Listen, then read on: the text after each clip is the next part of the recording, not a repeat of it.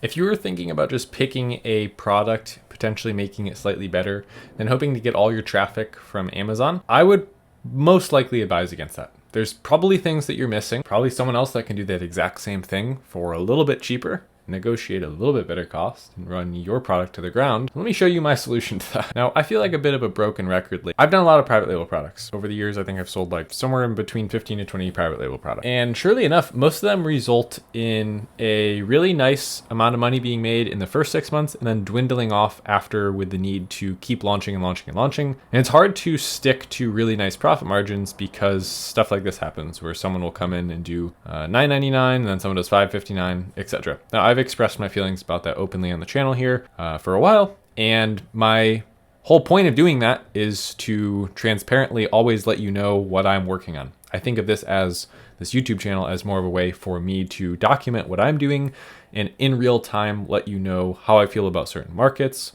the pivots that I'm making as an entrepreneur and as someone who's always been interested in e-commerce, etc. I am not dogmatic, and I don't pledge allegiance to selling on Amazon or selling on Shopify or dropshipping or FBA or any one thing. I am in the business of progress, in the business of being 1% better every single day. And really quickly, if you could do me a favor and hit the like button down below, it helps the YouTube algorithm, helps my video get out to more people. And as a thank you for doing that, here is a picture of a baby lamb. So in this case, when I started seeing that happening, I was going, okay, this isn't sustainable, and A, and B, I'm not having a lot of fun. It just kind of feels like a job where instead of doing one thing, now I work from a computer and I sell products that I don't really have any interest in. So about a year and a half ago, 2 years ago, I slightly pivoted, and I think the first mention of me talking about building a brand started coming up. So I did that. I built a home decor brand and I started selling home decor products. And at that time, I didn't really understand what branding was. I thought it just meant you have to sell in one category. It's not at all what branding is, right? It's more about connecting to an audience. And that's the part that I was missing. So I was still focusing on just products. Product research, how to do this, how to find $10,000 a month product, blah, blah, blah. Go look at the receipt. I mean, on YouTube, the titles will tell you it's all about the products. Product research is the most important. I'm sure you've heard that.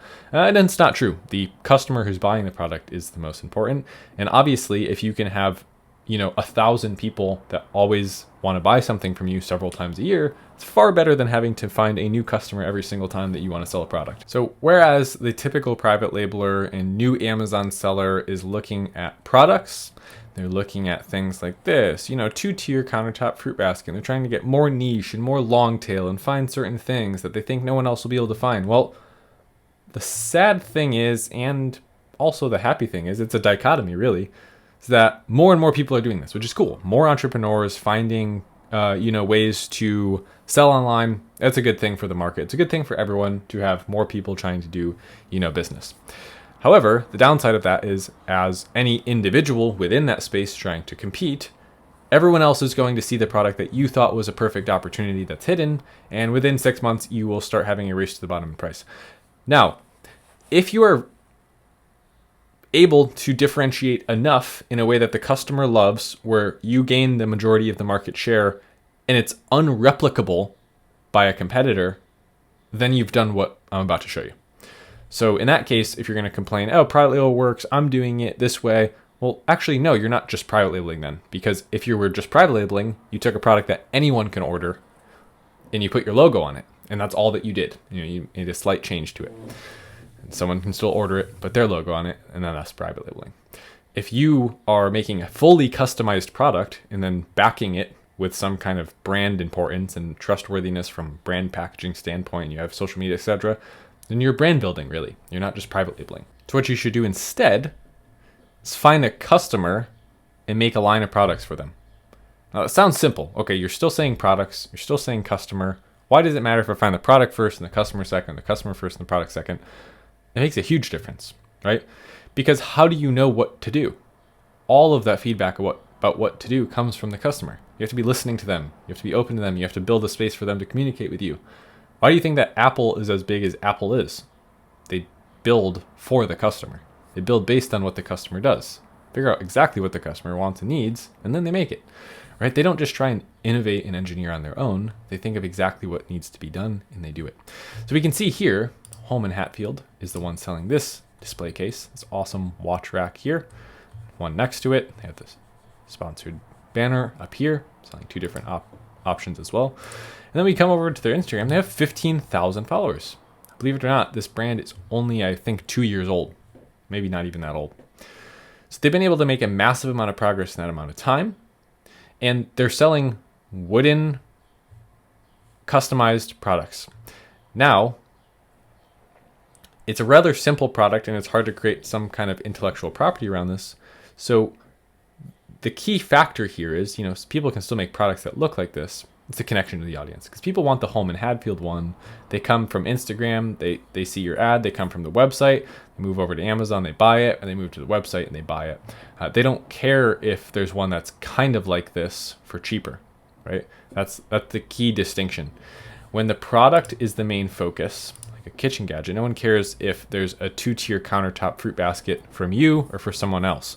If there's the other one is $19.99 and this one's even just $20.99, they'll probably buy the $19.99 one because there's really no difference there. However, if we have something that's kind of like this, let's see if we could find something like it. And there's really nothing that has the top display. So it's, okay, here's a good example. This is clearly what happened here is they're just copying them. So this is classic private label competitor, steal the main design that's working and just try and do it for cheaper. $44.99, come up here, one's $100, one's $70, well, has a drawer under it, but they literally just took the top part of it, cut out the drawer, and are selling it for half the price. So people will still try and do that again, and they'll probably make some sales, but you're not counting on your sales coming from just Amazon traffic. You own traffic, you've earned traffic from other sources, and you're able to funnel them into your website. You can organically grow the Amazon listing simultaneously. You can organically grow your following simultaneously. Everything's feeding back into the top of the funnel. You have retargeting ads, finding people who looked at the product but didn't end up purchasing it, etc. This is the way to pivot. If you are just thinking about selling on Amazon, think again, please try and find a way to figure out who the audience is and start building around that. It's not more difficult, really. You're still doing work to find products. Instead, pivot to find customers, figure out what their needs are, figure out how they relate to one another, what bonds them. So what is the thing they're enthusiastic or passionate about? In this case, it would be the display of watches or pocket knives, right? So this is kind of like the modern entrepreneur, modern businessman, right? People who like to dress nice. They have room for their little wallet, their cash clips, their knives, sunglasses, things that are valuable. They want to show off their nice watches. That's pretty much it. Find the customer first, find the product second, build for the customer. That's it. I know I've been a little bit of a broken record lately, like I said, but this is so important. I'm going to scream it from the rooftops for as long as I think that I need to, until you guys start, pivoting and start doing the thing that I think is actually going to be sustainable and in the long term make you a real company and not just a seller of other people's products. So that being said, thank you so much for sticking around to the end. I hope you did enjoy today's video. Make sure to like and subscribe down below. Other than that, I'll see you in the next video. Thanks so much. Later.